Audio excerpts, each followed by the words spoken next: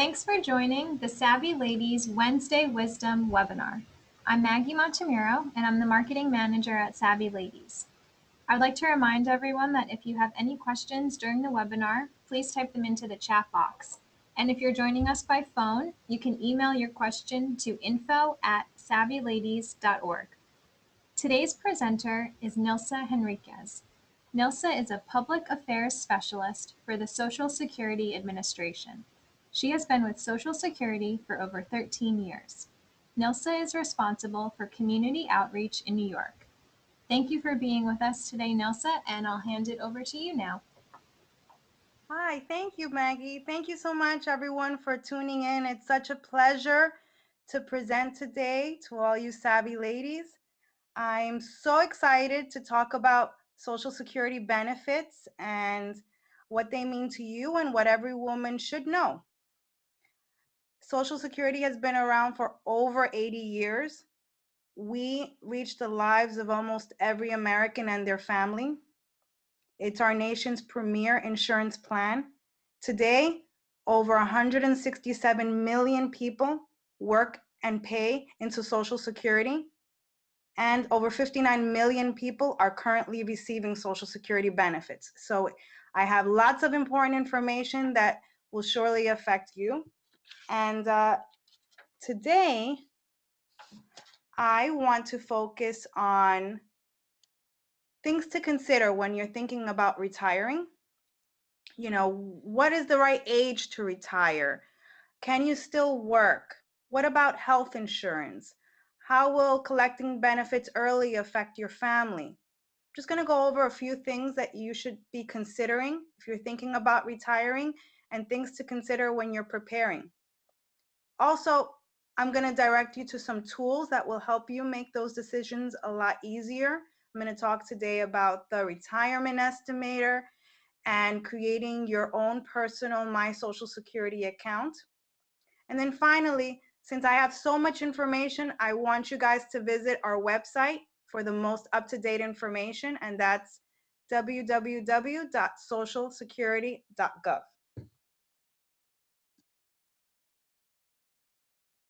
Social Security is important to men and women, but it's especially important to women because over 56% of all of our aged beneficiaries are receiving benefits, and we live a lot longer than men do. Our records show that over 66% of our aged beneficiaries are over 85 years old. Social Security is neutral with respect to gender. We look at an individual's earnings history, and that's how we calculate benefits. And this chart shows you just a breakdown of each group of how long women outlive men.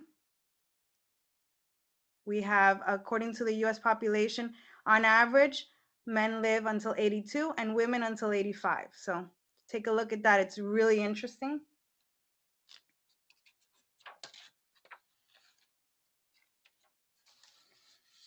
It's especially interesting and important to women because we receive, on average, less monthly benefits than men do.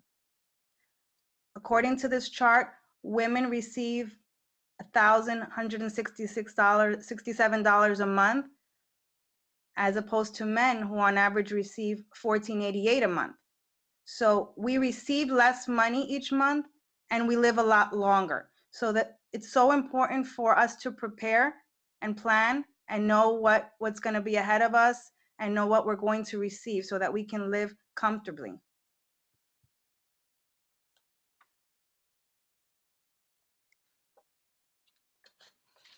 So Social Security is a foundation for a secure retirement, but you're also going to need other savings and investments if you want to live comfortably.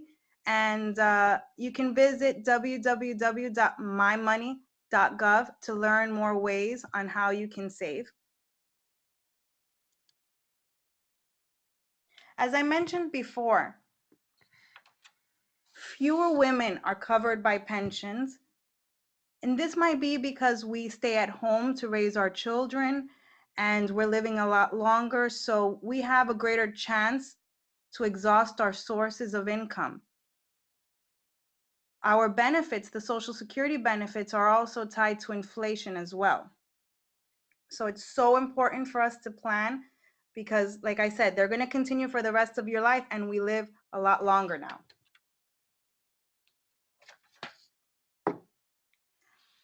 Our records show that 48% of unmarried women that are 65 or older, their only source of income, about 90% of their income, is only Social Security. So this just goes to show you that for women, they're depending a lot and relying a lot on Social Security. And part of my goal today is to spread the word so that as younger women and as women preparing, we know what's ahead of us and we can plan for that. So this chart shows you that Social Security is the foundation. But in order to live comfortably, you're going to need other types of income to prepare and plan and live comfortably. You can have your pension, you can have savings and investments, and also other income, maybe work also.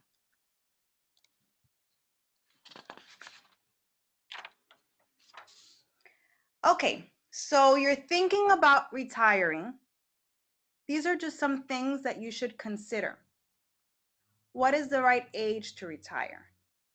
Right now, the earliest you can retire with us is age 62, but you can wait all the way up until age 70 to get a larger benefit amount.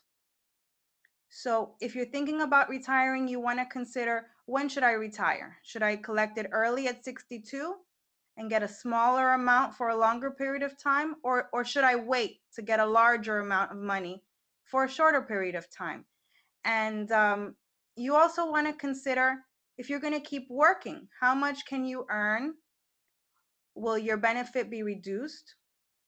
You also want to consider Medicare, our health insurance, because Medicare doesn't start until 65. So if you decide to retire at 62, what are you going to do about health insurance? I have some online tools that can help you plan for your future. And the Retirement Estimator is a very convenient, quick, and secure planning tool. It'll help you decide when's the right age for you to retire. And the great thing about the Retirement Estimator, which could be found on our website at socialsecurity.gov/estimator, is that it lets you create what-if scenarios. So let's say, for example, you are thinking about collecting benefits at 62, but you want to stop working at age 55 when you're first eligible to stop working. What if you stop working and you don't make any other money? How will your benefit change if you stop working and you don't collect benefits for another 7 years? The Retirement Estimator allows you to create what-if scenarios. Or what if the opposite? What if you want to keep working? How much will your benefit increase?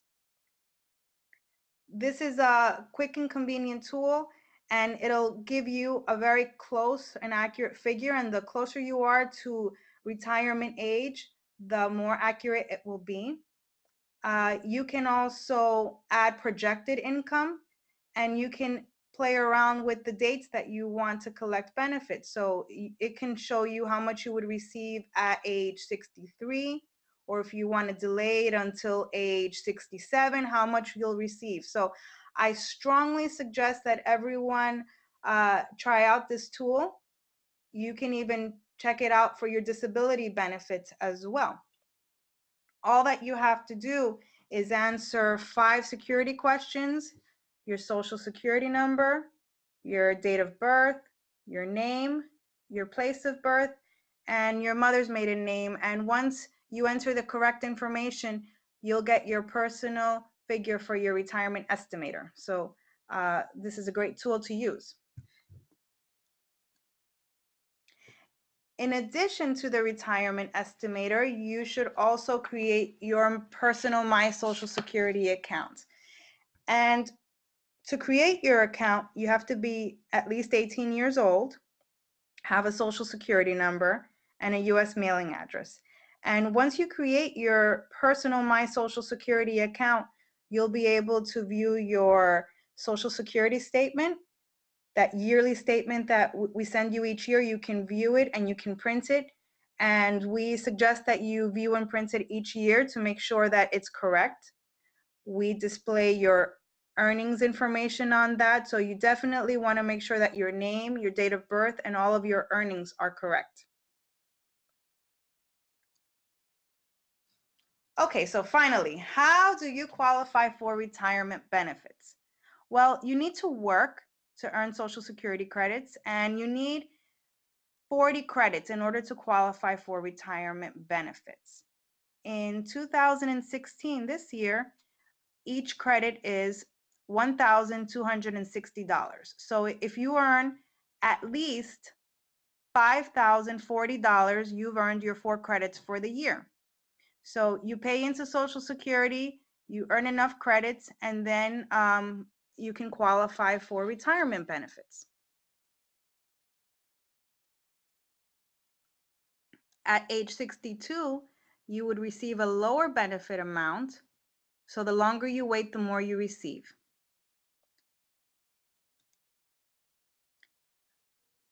At 62, you would receive reduced retirements, but if you wait until full retirement age, then you'll receive 100% of your benefit. And depending on your year of birth, your full retirement age will be different. So if you were born between 1943 and 1954, your full retirement age is 66. If you were born in 1955, your full retirement age is 66 and 2 months, so on and so forth. And then if you were born in 1960 or later, then your full retirement age is 67 years old.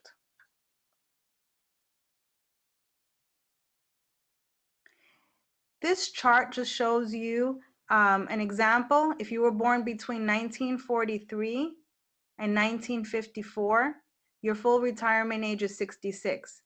And if you decide to collect benefits at 62, then you would receive 75% of your benefit. And as I said before, the longer you wait, the more you receive. Goes up about 8% each year.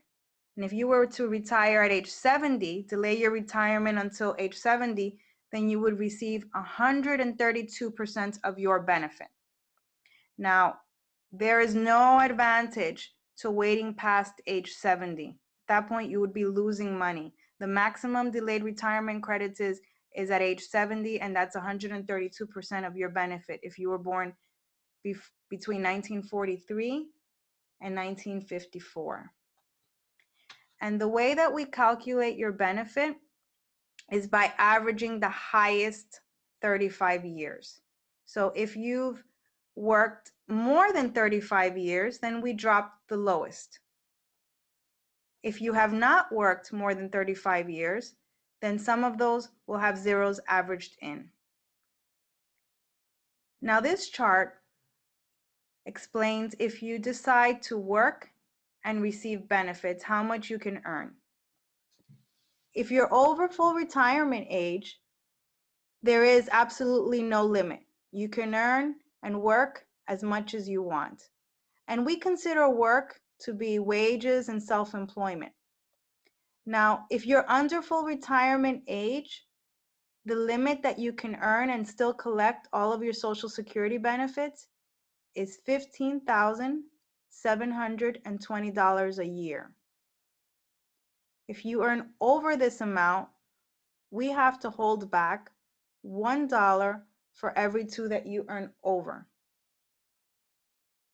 Now, the year you reach your full retirement age, that's a special year. That year, you're allowed to earn 3 times the amount.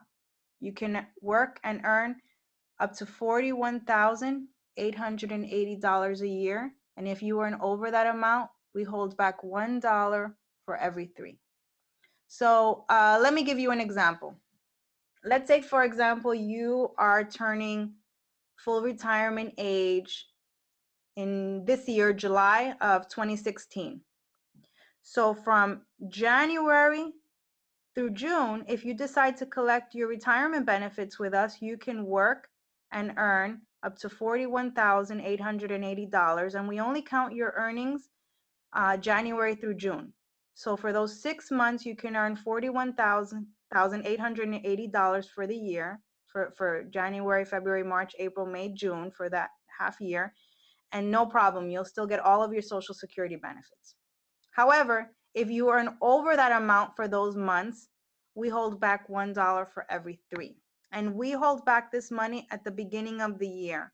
So you have to let us know how much you think you're going to earn so that we can pay you correctly. Then, after you reach your full retirement age, there is absolutely no limit and you can earn as much as you want. So once your birthday comes around, in this example, it's July, beginning July, you can earn $1 million a year. It doesn't matter. It's only before that. And that special year you reach your full retirement age, you can earn 3 times the amount. Now, if some of your benefits, your retirement benefits, are withheld because of your earnings, then you'll receive a recalculation at full retirement age, and you'll receive an increase to take into account the benefits that you actually received.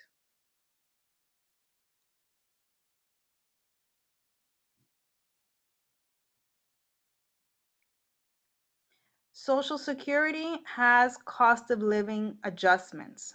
So each year, Congress decides whether or not there'll be a cost of living increase, and then your Social Security benefits are adjusted accordingly. This chart shows you the percentage that we've received over the years from 1975 until the present. In 2015, we did not receive a cost of living increase, so that will be a 0. If you continue to work and pay into Social Security while you're receiving benefits, then your benefit may increase if it's a high 35 year. Now, so let's say you're receiving retirement benefits and you're still working and paying into Social Security, and it's one of those high 35 years, the following year you'll get a letter stating that because of your earnings and because of the taxes you've paid, you'll also get an increase for that.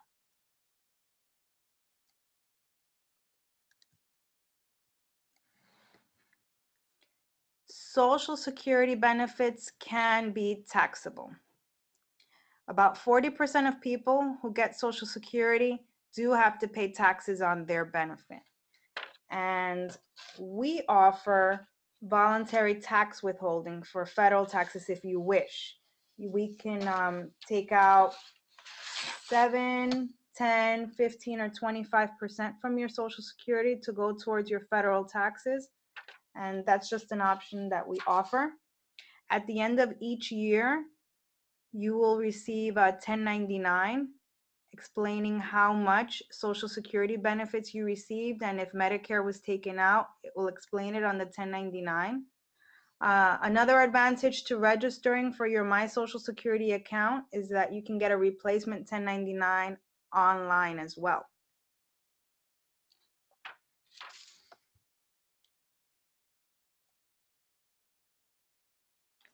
Okay, so Social Security benefits also pays benefits to your child if he or she is unmarried and under the age of 18.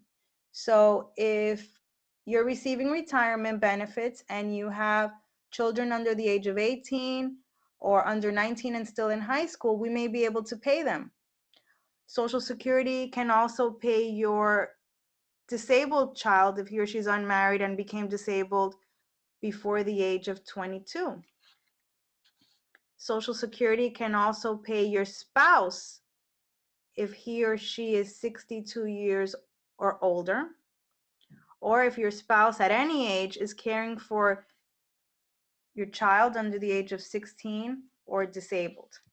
Now, if you're receiving spouse benefits because you're caring for a child, those benefits will stop when the child reaches age 16.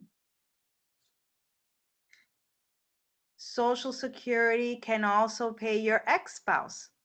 Now, the requirements for divorced spouse benefits are the marriage had to have lasted at least 10 years. The ex-spouse has to be at least 62 years old or older. The divorce should have been at least 2 years. And the ex-spouse has to be at least 62 years old. And the ex-spouse can, and if all of these requirements are met, the ex-spouse can receive divorced spouse benefits even if the worker hasn't retired with us. Child benefits, spouse benefits, and divorce benefits do not affect the worker's benefit amount. You'll still get the same retirement amount even if you have children on the record or if you have an ex-spouse receiving benefits as well.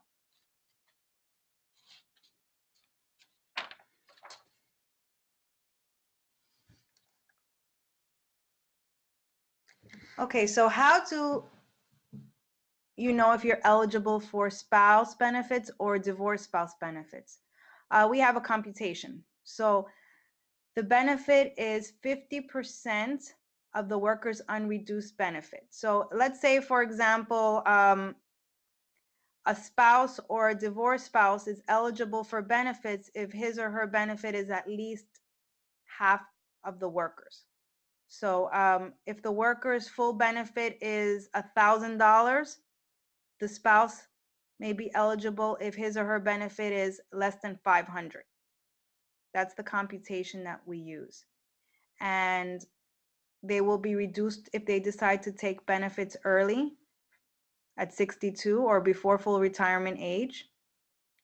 And if the spouse did work, we can pay benefits on the spouse's record and then up to the 50% of the worker's benefit. So both are combined up to the 50%. And again, these benefits do not reduce payment to the worker.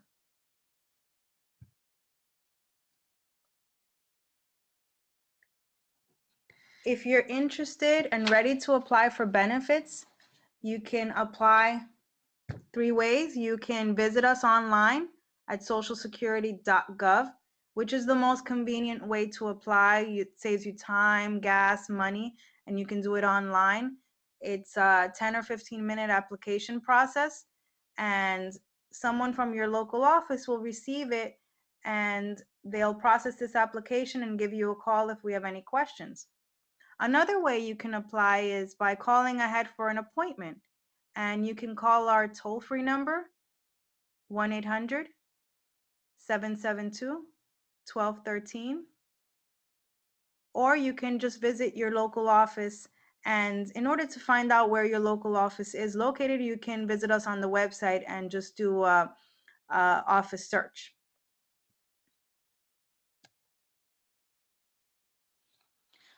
Social Security also has survivor benefits. If the worker passes away and leaves behind children under the age of 18, we can pay them. Same rules if they leave behind a child that became disabled and is unmarried before the age of 22 became disabled, we can pay the child as well. We can also pay the widow or widower. We also can pay the difference between widow and widower's benefits is that you can receive reduced benefits at age 60. So if you are a widow or widower, contact Social Security. You don't have to wait till 62. You can do it as early as age 60.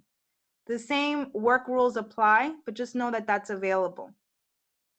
If you're a disabled widow or widower, you may be eligible to file as early as age 50.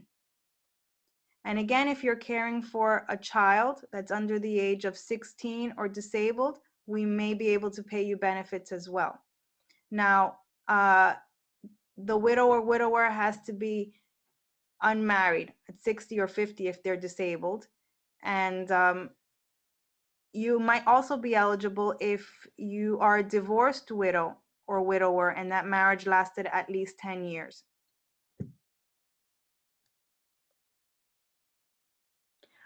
When you are ready to apply for benefits with Social Security, here's a list of things that you will need to have ready. Your Social Security number for yourself and for each applicant. If you have your birth certificate, have that handy as well.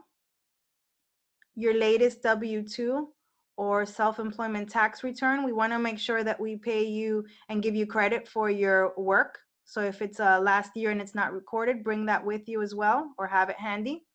Your earnings estimate, if you're going to continue to work, we want to know if you're going to keep working, how much you're going to earn, so that we make sure we pay you correctly. Also have handy your bank information for direct deposit. We send payments directly to your bank account, so have your routing number and your account number handy. If you were married or divorced, have those dates with you, because we want to make sure we can pay you the most benefits we can, and talk to you about what your options are. And also, if you were in the military or had railroad service, have that information handy too, so we make sure we pay you and give you credit where it's due.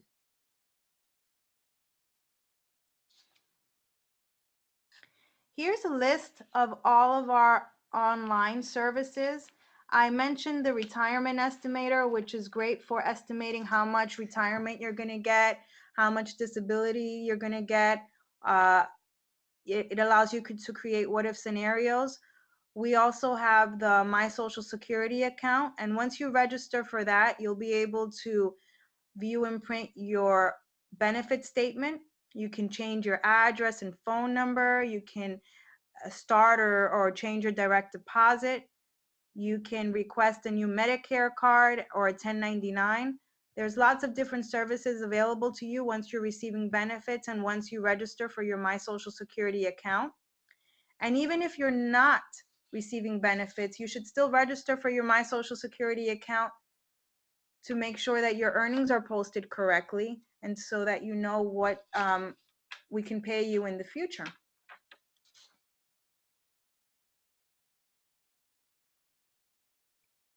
And here's my last slide. At Social Security, we're all about social media.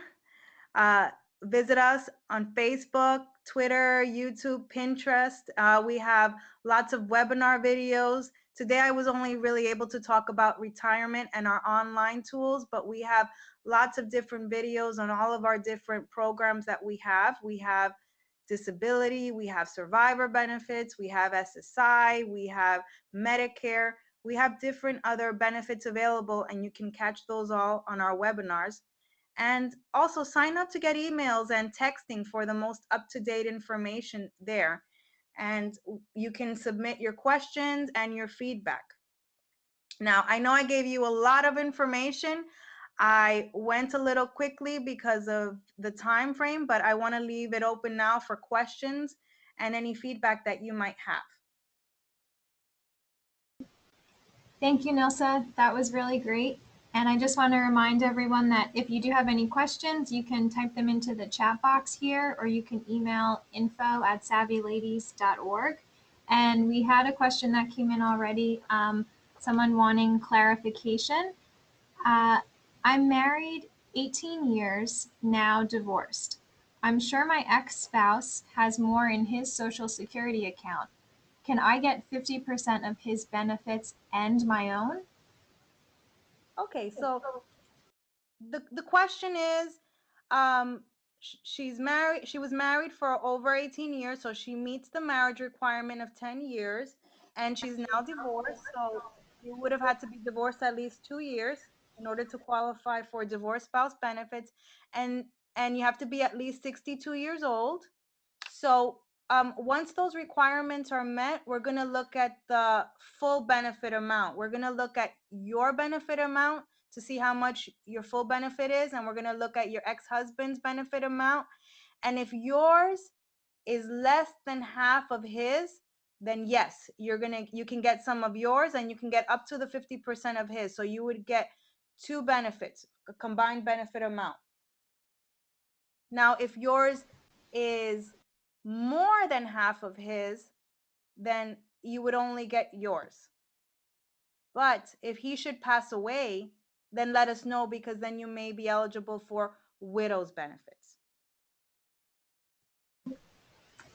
Okay, thank you for the clarification. And to find out whether or not you're eligible, you can contact us and we can help you over the phone as well. Okay, great, thank you. Another question is, do you think it's better to apply online or in person? Okay, so should you apply online or in person? I'm all for applying online if you can. It saves time, it saves gas. You can start and stop the application at any time. You can go back to it. And someone from the local office, once you submit that information, they'll get it in the local office according to your zip code, and we'll be able to look it over. And you may not even have to visit the office ever. If you're US born, your information may already be on the system. So it's a really great feature, and you can do it in the luxury of your own home and within minutes, not ever have to visit the office. So apply online if you can. It saves money and time. Okay, thank you. Another question here is, if you marry a divorced person and they pass, who gets the Social Security benefits? The current spouse, the ex-spouse, both? Great question. So if you marry a divorced person and they pass away, who gets the benefit? The ex-spouse, the current spouse? And my answer is maybe both of you.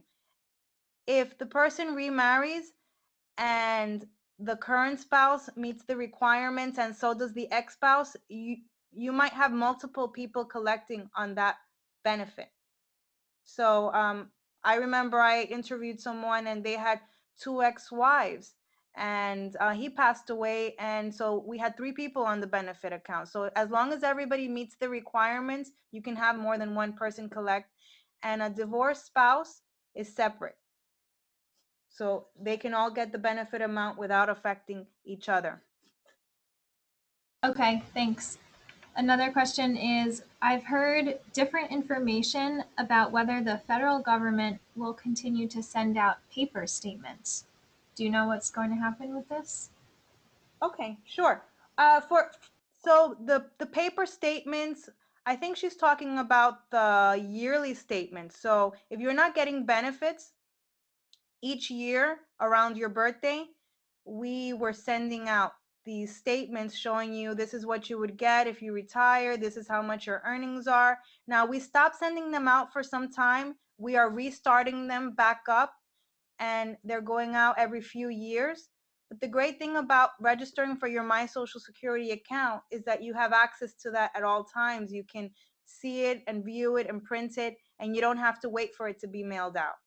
So the answer is yes, we are mailing it out, but not on a regular basis. You should still be responsible for viewing that information online or on your smartphone. Okay, thank you.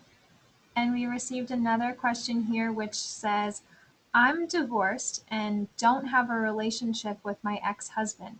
Do I need to get any information from him in order to claim the benefits?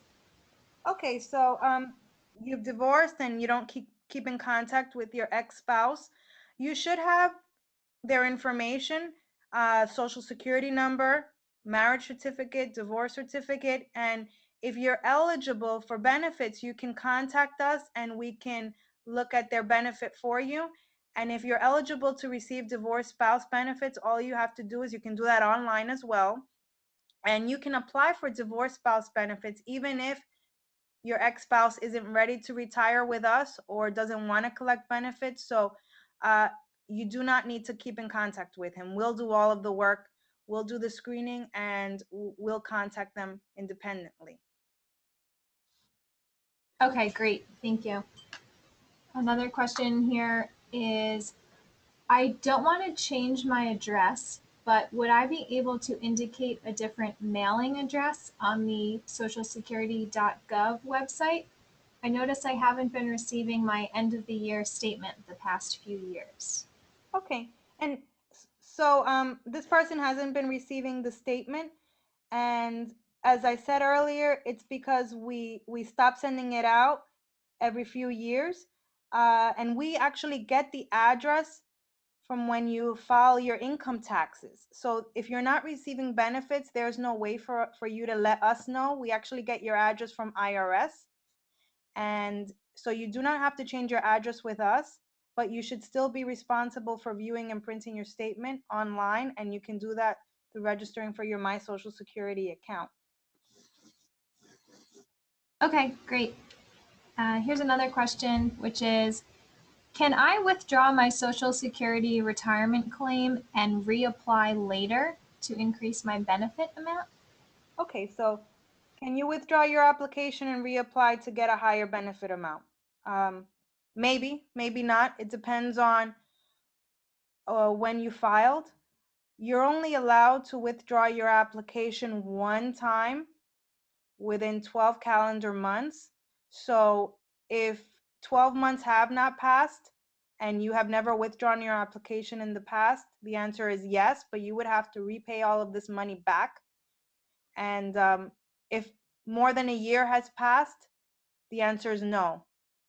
And this brings me back to preparing for retirement and making sure you know when the right time to retire is, because you can only withdraw once within 12 months, and then you're locked in and you're going to receive a permanent reduction. So please estimate your benefits and register for your My Social Security account so that you know what your options are and how much you will be receiving. Okay, and do you have time for one last question, Elsa? Sure. Um, if I withdraw from my IRA, will it affect my Social Security benefits? Great question. So if you withdraw from your IRA, and will that affect your Social Security? The answer is no. The only thing that affects Social Security benefits are that may affect it are wages and self-employment and non-covered pensions. So I'll talk about that briefly since this is the first time I'm mentioning the non-covered pension. If you worked for Social Security, if you worked and Social Security was not taken out of your check, either your civil service or you worked in another country and you did not pay into Social Security and then you get a pension based on that, it may affect your Social Security. But if you've paid taxes and you've paid your Social Security all along and you were covered, the answer is no, that will not affect your Social Security. We want you to have investments and income and other types of resources so that you can live comfortably. So the answer is no, it will not affect you or your benefit. Okay, great. Well, I think we're about out of time. So I want to thank you again, Nilsa, for a really helpful presentation, and thank you for taking the time to answer all of our questions today. I want to thank everyone who joined us as well. We hope that you'll join us again. And thank you again so much for everything, Nilsa. Thank you very much. Thanks. Bye-bye.